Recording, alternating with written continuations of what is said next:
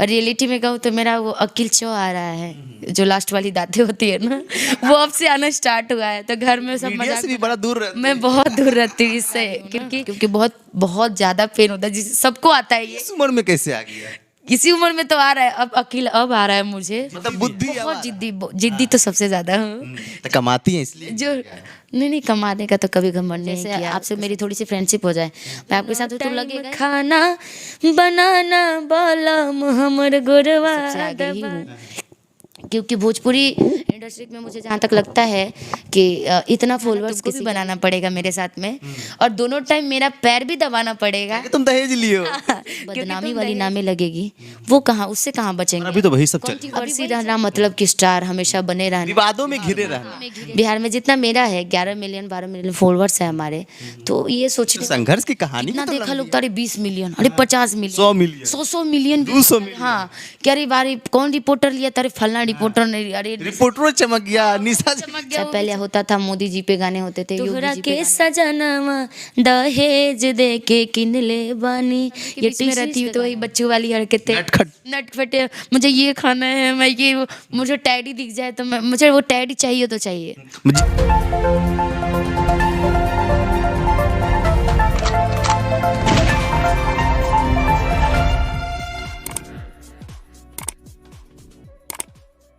क्योंकि भोजपुरी इंडस्ट्री में मुझे जहाँ तक लगता है कि इतना फॉलोअर्स किसी का भी नहीं है जितना, वो हमको पता है। बिहार में जितना मेरा है 11 मिलियन 12 मिलियन फॉलोअर्स है हमारे, तो ये सोचने संघर्ष की कहानी भी तो लंबी है, बड़ा दास्तां है आप। ये सोचने वाली बात है, क्योंकि ना ही मैं अभी जो हमारे भोजपुरी इंडस्ट्री के जितने स्टार कास्ट के कलाकार हैं लोग, उनके साथ रातों रात गा देना मतलब कि स्टार बन जाना आज के और अभी के वक्त में कंट्रोवर्सी रहना मतलब कि स्टार हमेशा बने रहना, विवादों में घिरे रहना, ये सब चीजें मुझे बिल्कुल पसंद नहीं। आप लोग इसी डिस्टेंस मेंटेन करते हैं। आप लोग देखते होंगे मैं विवादों से बड़ी दूर, मीडिया से भी बड़ा दूर रहते हैं। मैं बहुत दूर रहती हूँ इससे, क्योंकि मैं जहाँ तक सोचती हूँ कि बाय द वे मान लीजिए कोई मुंह से कुछ निकल गया। हाँ, कोई अलछन मेरे ऊपर लगा, कोई विवाद फैला, तो नाम तो हो जाएगी कि अरे ब्रांड तो बन जाएंगे। फलना का वीडियो वायरल हो रहा है, कितना देखा लोग, तारे 20 मिलियन, अरे 50 मिलियन, 100 मिलियन, 100 मिलियन, 200 मिलियन। हाँ, क्या रे बारी कौन रिपोर्टर लिया, तारे फलना रिपोर्टर नहीं, अरे रिपोर्टरों चमक गया, निशा चमक गया वो भी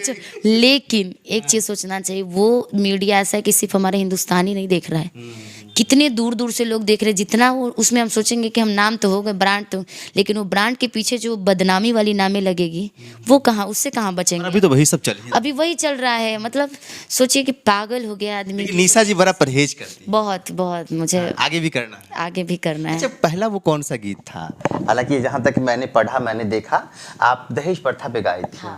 उससे आप वायरल हुई थी, सोची थी कि इतना वायरल हो जाएंगे? नहीं, कभी नहीं सोचा था। साथ ही साथ मैं हमेशा ट्रेडिशनल गाने भी बहुत ज़्यादा गाई, पारंपरिक जितने गाने हुए, चाहे पहले होता था मोदी जी पे गाने होते थे, योगी जी पे गाने होते थे, नोटबंदी पे गाने होते थे, जीएसटी पे गाने होते थे, या बिहार में हमेशा ये क्या बोलते हैं, लालू जी, नीतीश जी, गठबंधन पे होता था, इस टाइप के मैं बेरोजगारी पे होता, इस टाइप पे मैं गाने बहुत गाती थी।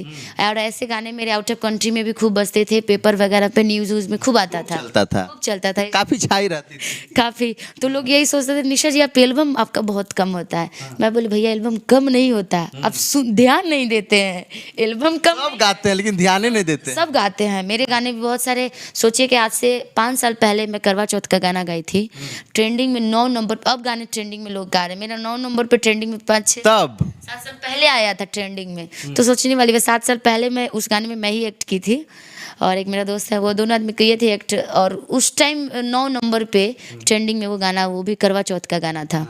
उसके बाद से फिर तब तक लॉकडाउन हुआ, लॉकडाउन में मेरा, लॉकडाउन से पहले ये एक अच्छा सा ऐप चला था, टिकटॉक वगैरह। हाँ, टिकटॉक वगैरह ये सब ऐप चलता, उसी ऐप से लेकर के एक मेरा गाना चला कि दोनों टाइम खाना बनाना बलम हमर गुरवा दबाना। अच्छा, तो ये तो दहेज प्रथा वाला था ना? दहेज प्रथा पे। अच्छा, हम चाहेंगे कि दर्शक को 2 लाइन गुनगुना। बिल्कुल बिल्कुल। और ये गाने सभी लोगों ने गाया, बहुत सारे लड़के ने गाया कि दोनों टाइम खाना बनाना, कि दोनों टाइम खाना बनाना बलम हमर गोरवा दबाना, दोनों टाइम खाना बनाना बलम हमर गोरवा दबाना, कि गोरवा दबाना जी गोरवा दबाना, गोरवा दबाना जी गोरवा दबाना।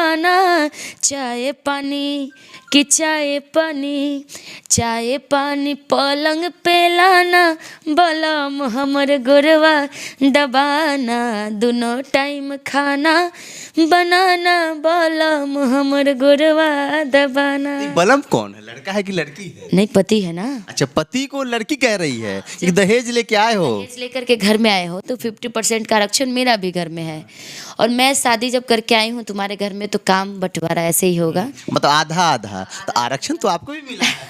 हाँ, तो मैं रोज करती हूँ, एक दिन तुमको भी करना पड़ेगा। तो वो भी बोल रही है कि मतलब लड़की लड़का से कह रहा है कि तुमको भी आधा आधा आधा करना होगा। वो कहता है कि भाई तुमको मेरा पैर, अब है ना कि पति क्या बोलते हैं, पतिव्रता पत्नी हमेशा पत्नी पैर दबाए पतियों का। कोई से तो पत्नी कह रही कि ऐसा कुछ नहीं है, 2 टाइम खाना तुमको भी बनाना पड़ेगा मेरे साथ में, और दोनों टाइम मेरा पैर भी दबाना पड़ेगा कि तुम दहेज लियो। क्योंकि तुम दहेज लियो।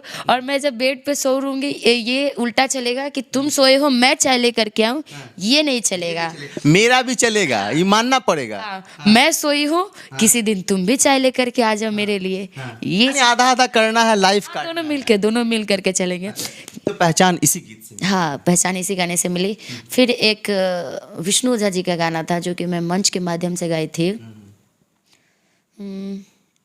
कि लहै ना कि रोटी भात न पकाइब नाही माजब बर्तनवा, कि रोटी भात न पकाइब नाही माजब बर्तनवा, दहेज दे के किन ले बानी, कि दहेज दे के किन ले बानी, तोहरा के सजनवा दहेज दे के किन ले बानी। ये टी सीरीज का गाना है और हमको लग रहा है कि 500 मिलियन प्लस व्यूज हो गया था। बाप रे, 500। हाँ, स्टेज कार्यक्रम का। और मतलब 2-3 चैनल पे और था, तो टी सीरीज वाले लोग भाई टी सीरीज। आगे कौन सा गाना आने वाला है? हाँ, अभी तो बहुत सारे गाने मेरे चल रहे हैं। ट्रेंडिंग कौन चल रहा है? अभी तो होली का कंटिन्यू लगातार चला, अच्छा गाना चला मेरे चैनल से। और मैंने स्टूडियो भी खोला है अभी जस्ट ही, नीसू रिकॉर्ड्स मेरा रिकॉर्डिंग स्टूडियो खोला है मैंने। सभी इन्हीं लोगों के लिए कि जो कलाकार को मदद चाहिए मेरे से, जो हेल्प चाहिए वो मेरे से। निशा जी जब स्टेज पे चढ़ती है तो गर्दा गर्दा हो जाता है, धमाल मच जाता मुझे है। भी पता ये नहीं चलता प्यार, कैसे होता है। ये प्यार, ये मोहब्बत, ये अपनापन, ये हमदर्दी कहाँ से लाती हैं और रखती कहाँ है इसको आप? ये रियल एक बात बोलूँ आपसे, हकीकत तो ये मुझे भी पता नहीं चलता। जैसे मैं अपने फैमिली के साथ में रहती हूँ या अपने दोस्तों के साथ में रहूँ, जैसे आपसे मेरी थोड़ी सी फ्रेंडशिप हो जाए, मैं आपके साथ हूँ तो लगेगा ही नहीं कि मैं इतनी भी मिच्योर हूँ क्या।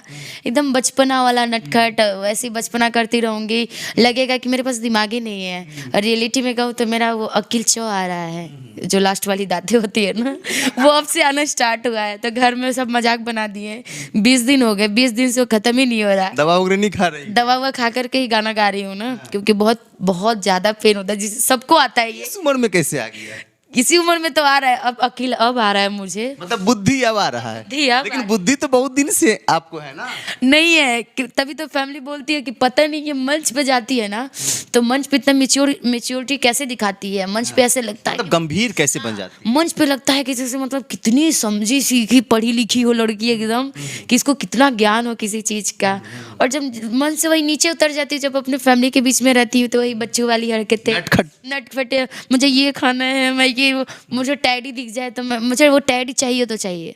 जिद्दी भी है? बहुत जिद्दी तो सबसे ज़्यादा हूँ। तो कमाती है इसलिए? जो नहीं, कमाने का तो कभी घमंड नहीं किया कसम से, क्योंकि मेरे फैमिली को भी मेरे पैसे से कोई मतलब नहीं रहता। लेकिन मैं मेरे जो भी पैसे हैं मैं अपने परिवार में लगाती हूँ, जिसको मदद चाहिए होता है उन सभी बच्चों में लगाती हूँ। और लोगों का मदद भी हाँ, साथ ही साथ बहुत सारे वृद्ध आश्रम से जुड़ी हुई हूँ, जिसमें मैं हमेशा कंबल वगैरह वितरण करती हूँ। कभी बेड की ज़रूरत हो गई अपने कमाई के पैसे में? अपने कमाई के पैसे से। और साथ ही साथ दान वगैरह भी करती रहती हूँ मैं, जबकि मैं ब्राह्मण हूँ, हमेशा दान। फिर भी डटे रहे? फिर भी अभी स्टूडियो ओपन की तो हमको लग रहा है कि 2000 प्लस स्टूडियो के दिन, जिस दिन ओपनिंग था 12 फरवरी को, उस दिन 2000 प्लस मैंने कंबल वितरण किया और प्लस सभी लोगों को खिलाई भी थी। उससे पहले गांव में भी हमको लग रहा है कि 2-3 हज़ार कंबल हम लोग बांटे थे। सब मतलब इस तरीके से हम हमेशा करते रहते हैं। साथ ही साथ कभी मंदिर वगैरह में गए जहाँ पे भंडारा वगैरह होता है, हमेशा उसमें हेल्प करती रहती हूँ। सामाजिक कार्य से जुड़ी हैं। सामाजिक कार्य से हम हमेशा, चाहे लड़कियों की शादी होती है, अभी 21 मार्च को भी शादी होने जा रहा है रोहतास ज़िला में, जिसमें मैंने भी भाग लिया उसमें। वहाँ पे शायद 56 लड़कियों की 52 लड़कियों की शादी हो रही है, उसमें मैंने भी सपोर्ट किया। और दिन में ही कार्यक्रम है, मैं जाऊँगी, मेरे तरफ से सारी चीज़ वहाँ पे फ्री है कार्यक्रम में। और सारी लड़कियों को आशीर्वाद देने भी जाना है। उससे पहले बक्सर में भी 11 लड़कियों का शादी हुआ था, उसमें भी मैंने मदद किया था, मिथिलेश तिवारी जी के माध्यम से हुआ था।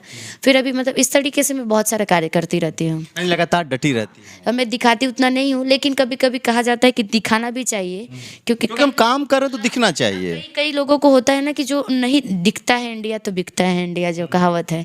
क्योंकि मैंने आपको दिखा के किया कि हाँ मैंने इसका मदद कर रहा है, मैं कर रही हूँ इसका मदद, तो हो सकता है आपको ये पता ना हो। कोई ज़रूरी नहीं है कि बहुत लोग मन में सोचता है कि अरे दिखा के कर रही हैं, इसको छुपा के करना चाहिए कोई चीज़ें।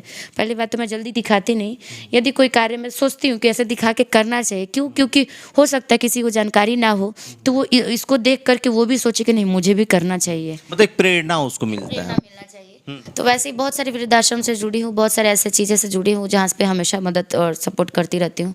और पैसे भी स्टेज का कोई खास मैं लेती नहीं, और जहाँ पे लेना होता है वहाँ पे ज़्यादा भी डिमांड रहता है, जहाँ कम होता है वहाँ कम पे भी, और जहाँ फ्री में जाना होता है वहाँ फ्री में भी जाती हूँ। फिर में भी जाती है। फ्री में भी जाती हूँ। यही एक निशा के ऊपर मतलब सबसे बड़ी मेरे लिए मार्केट में एक अच्छाई है मेरा। इमेज का। हाँ, इमेज का असर कि, और किसी भी कार्यक्रम में मैं लेट नहीं पहुँचती, किसी भी कार्यक्रम में सबसे पहले स्टेज पे जाती है। हाँ, किसी का मैंने यदि इज्जत संभालना है तो उससे पहले मैं तत्पर रहती हूँ कि मेरा इज्जत से बढ़ के अगले का इज्जत। क्योंकि आपका बेसब्री से इंतजार। हाँ, इंतजार कर रहा है, कार्यकर्ता की इज्जत नहीं डूबनी चाहिए।